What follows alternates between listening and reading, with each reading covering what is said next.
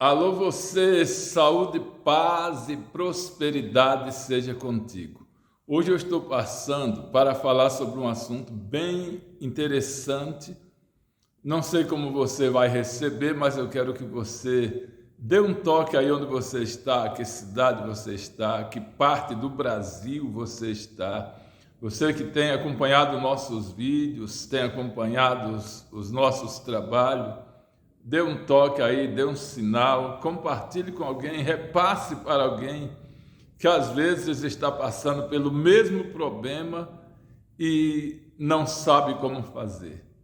Estava orando e no momento que eu orava me veio na mente um texto da Bíblia Sagrada. Preste atenção, preste muita atenção sobre isso. No livro de 2 Coríntios 12, versículo 7, Paulo fala assim: e foi-me dado um espinho na carne. Então é sobre esse assunto que eu quero falar, sobre um espinho na carne. Capítulo 12 de 1 Coríntios, Paulo fala sobre revelações, sobre visões, sobre a ida no céu, sobre as grandezas de Deus. E quando chega no versículo 7, ele fala: e para que eu não me exaltasse, foi-me dado um espinho na carne. E eu orei ao Senhor 3 vezes para que Ele me livrasse desse espinho, e o Senhor respondeu da seguinte maneira: o Senhor disse, a minha graça te basta, para que o meu poder se aperfeiçoe na fraqueza de boa vontade. Meu querido, eu quero falar para você sobre situações que às vezes a pessoa passa e nunca consegue se livrar dela. Paulo fala de um espinho na carne. Eu não quero entrar em detalhes, porque existem muitas pessoas que entram em detalhes sobre esse espinho, o que era, se ele tinha uma perna mais curta do que a outra, se ele era assim, ou tinha um problema de andar. Mas não é sobre isso, não é sobre isso que eu quero falar. Eu quero falar sobre algo que às vezes você nunca consegue se livrar. Você ora, você pede a Deus e não consegue se livrar. Isso chama-se, eu quero que você anote aí se for possível, chama-se um limitador. Todo mundo tem limite, só Deus é ilimitado. É ilimitável. Mas todos nós temos um limite. Às vezes nós falamos assim: se eu tivesse mais dinheiro, eu faria tal coisa. Se eu pudesse, eu faria tal coisa.